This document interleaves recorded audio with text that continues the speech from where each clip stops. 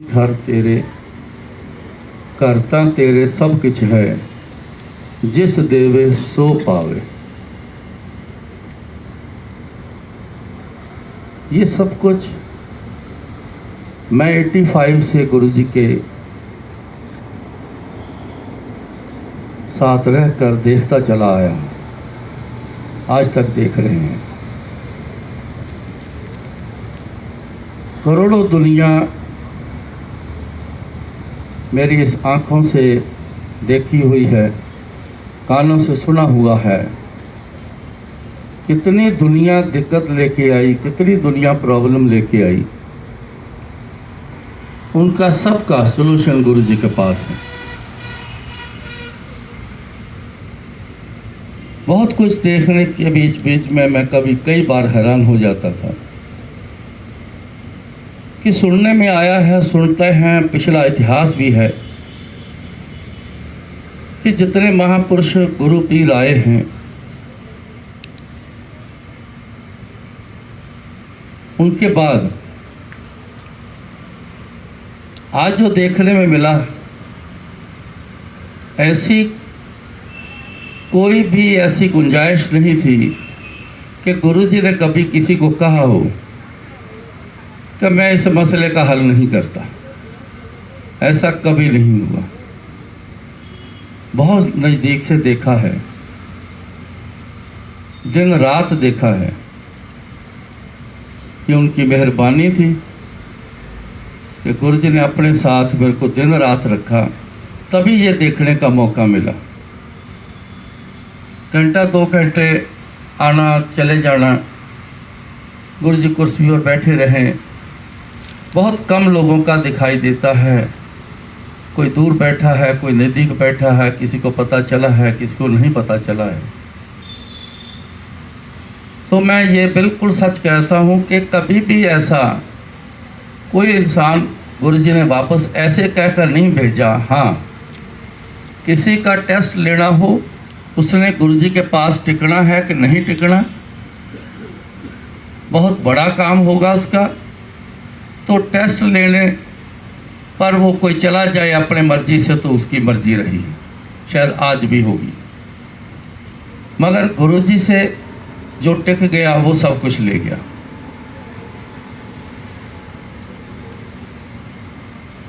मैं भी उन सज्जनों में हूँ। मैं गुरुजी से कैसे जुड़ा? 1970 में मेरी आंखों में इन्फ्लामेशन आई। डॉक्टर के पास गए, चेकअप किया तो उन्होंने बताया कि इन्फ्लामेशन इतनी ज़्यादा है, ना तो आई ड्रॉप्स काम करेंगे, ना कोई मेडिसिन खाने की काम करेगी। आंखों में सीधा इंजेक्शन लगाने पड़ेंगे। सो इंजेक्शन का सिलसिला स्टार्ट हो गया। सुबह आंखों में इंजेक्शन लग जाने, शाम को लग जाने, ये सिलसिला 16 साल चला। ठीक होने की बजाय कॉम्प्लिकेशन बढ़ती गई। टेस्ट सारे नॉर्मल होते थे, उनको पता नहीं चलता था डॉक्टरों को कि इन्फेक्शन है क्या चीज़, कहाँ से आ रही है और है क्या चीज़। इससे ज़्यादा परेशानी थी। ग्लूकोमा हाई लेवल पर चला गया,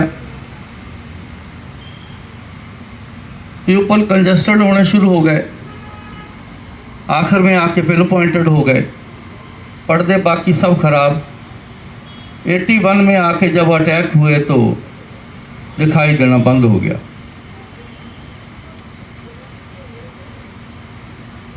82 में गुरुजी जलंधर आकर सेटल हुए थे। उनके सिस्टर की शादी करनी थी, वो कपूरथला शादी हुई है उसकी। उस सिलसिले में जलंधर शहर बैंक्वेट हॉल चुना गया। तो शादी के सिलसिले में आए तो गुरुजी वहीं सेटल हो गए।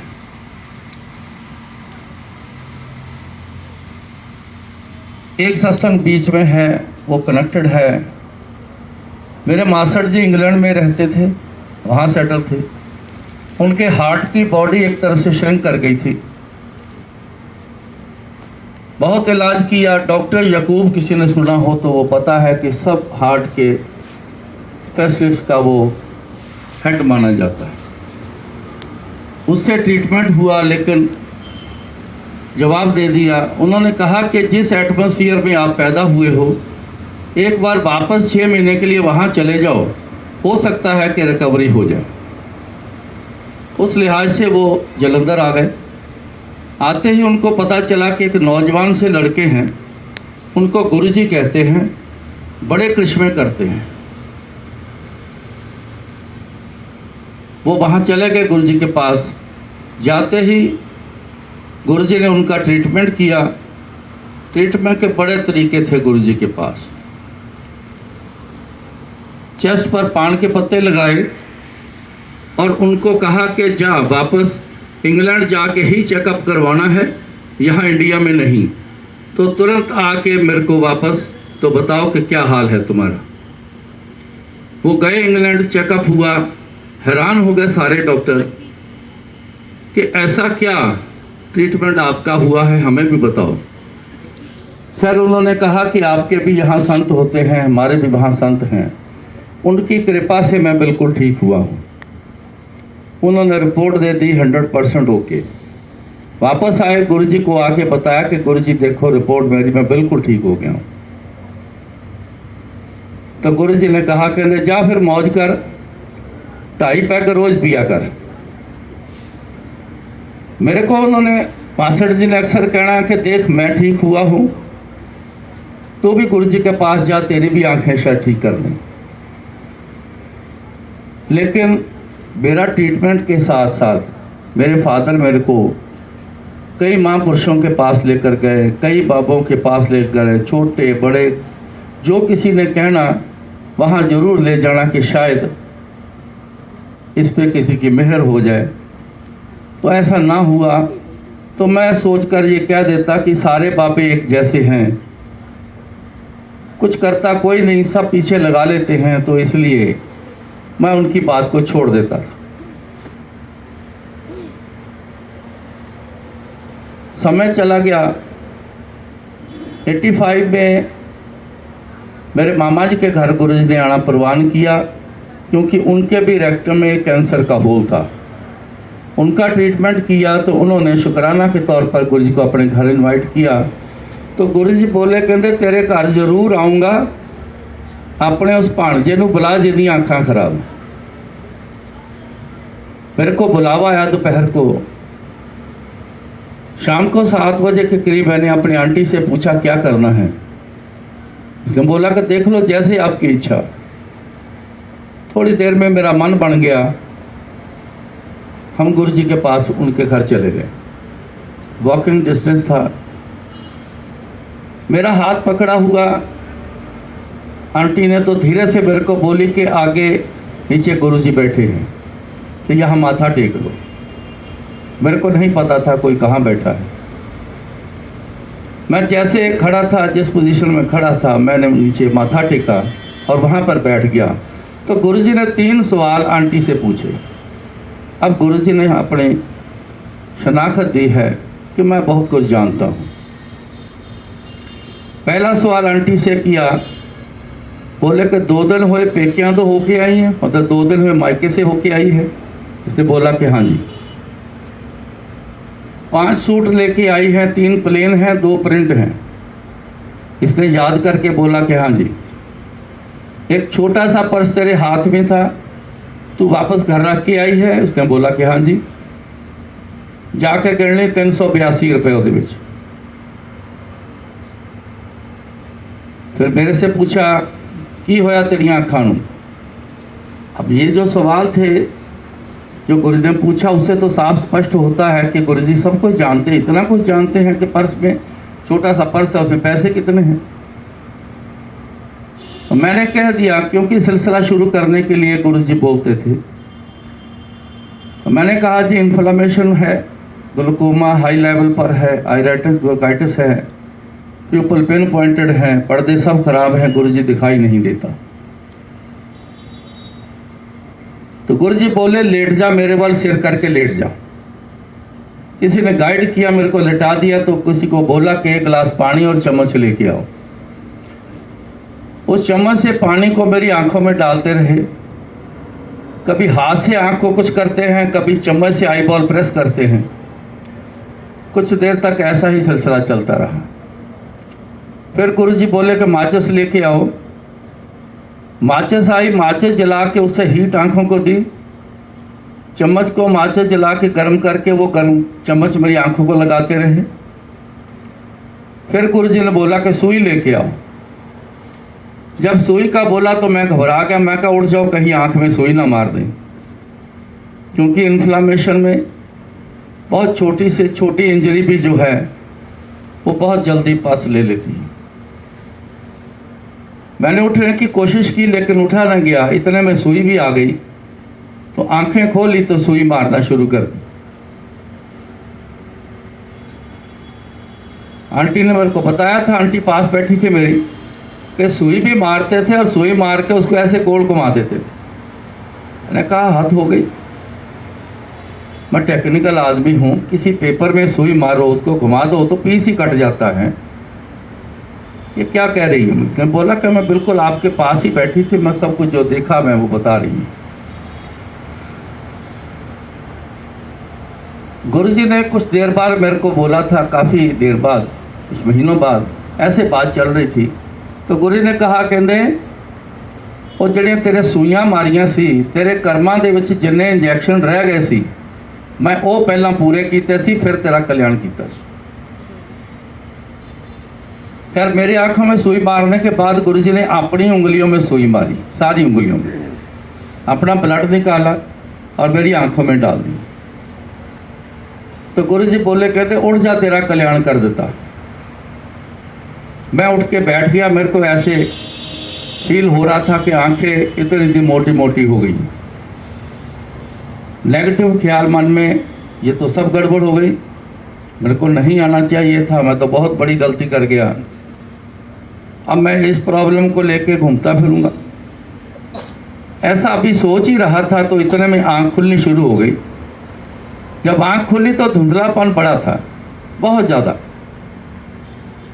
और जो मेरे आगे आगे बैठे थे वो बहुत हल्के हल्के मेरे को दिखाई देने शुरू हुए, जैसे शैडो होता है, शक्ल नहीं किसी की पता, इतना हल्का दिखाई देना शुरू हुआ।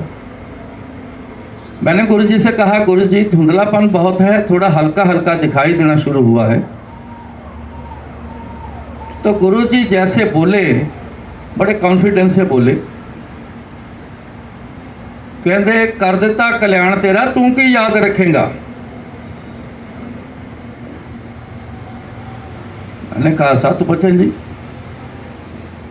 वो ऐसा बोल था गुरुजी का जिसने मेरे को मेरा अंदर जगा दिया था उस टाइम पे, और इतना विश्वास आया था मेरे को, मैं कहा यहाँ कुछ जरूर होगा, क्योंकि हल्का हल्का उस टाइम पे दिखाई देना भी शुरू हो गया था।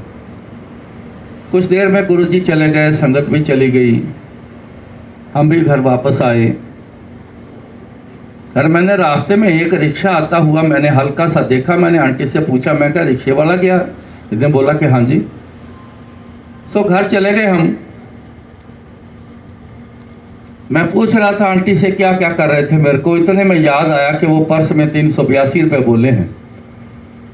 ये आंटी वो एक छोटा सा पर्स है, इसके हाथ में हर टाइम रहता था घर में कुछ ना कुछ, वो लेके आई। इसने पैसे सारे बाहर निकाले, जब काउंट किए तो पूरे 382 रुपये, एक पैसा ना कम ना ज़्यादा। ये चीज़ देख के, इस परफेक्शन को देख के मैं बहुत हैरान हुआ था। मेरे को बड़ी नींद आ गई। हालांकि मेरे को ऐसे में अपने मर्जी से नहीं सो पाता था, इन्फ्लामेशन इतनी ज़्यादा थी कि जैसे आंख बंद करता था तो मेरे दर्द बहुत बढ़ जाती थी। लेकिन बड़ी ज़ोर से नींद आई तो मैं सो गया। जब मैं सुबह उठा तो पूरा विज़न क्लियर था, एक रात में रिवीजन वापस आ जाना। मेरे को यकीन नहीं था कि मेरा विज़न वापस आया है। मैं तो नींद में एक सपना जैसा समझ रहा था, लेकिन मैंने अपने सिर को भी हिला के देखा, कहीं मैं नींद में तो नहीं हूँ, सपना तो नहीं देख रहा। लेकिन सच था, एक रात में पूरा विज़न वापस आना। मैं तो शोर बचा उठा। फटाफट हमने तैयारी करी कि चलो गुरु जी के पास चलें। गुरु जी के पास गए। गुरु जी अपनी कुर्सी पर बैठे थे। जैसे दरवाज़ा खोला, अंदर पैर रखा तो सामने गुरु जी। बड़ी अच्छी स्माइल दी गुरु जी ने और मेरे को कहा, कहते अंकल रात नींद आ गई। मैंने कहा गुरु जी नींद तो बहुत आई। मैं कल नींद ਨੂੰ तो छड्डो गुरु जी, पूरी नज़र ही वापस आ गई। तब उस टाइम का गुरु जी ने मेरे को जवाब दिया, जब मैं अपने मास्टर जी को कहता था कि बड़े पापे देखे हैं मैंने, सब एक जैसे हैं। तो गुरु जी ने उस चीज़ का जवाब दिया मेरे को, कहते बाबा तू भी कोई नहीं छड्या, कीता कल्याण तेरा किसी ने? मैं कहा जी नहीं। कहते देख ला। फिर 2-4 दिन बाद मैंने गुरु जी से फिर कहा कि गुरु जी रेडनेस तो अभी वैसे ही है, आप जानते हो इन्फ्लेमेशन का साइन है, रेडनेस है। तो गुरु जी कहते लिया फिर पानी का गिलास। तो गुरु जी के किचन से मैं एक पानी का गिलास, स्टील का गिलास में लेके आया। गुरु जी के पास एक माला होती थी रुद्राक्ष की, वो गले में डाल के वो डिप करके बहुत अमृत तैयार करके देते। दिन में 2-2, 4-4 बार, 5-5, 6-6 बार अमृत तैयार करना। किसी को ना मिलना तो किसी को 7-8 गिलास मिल जाने।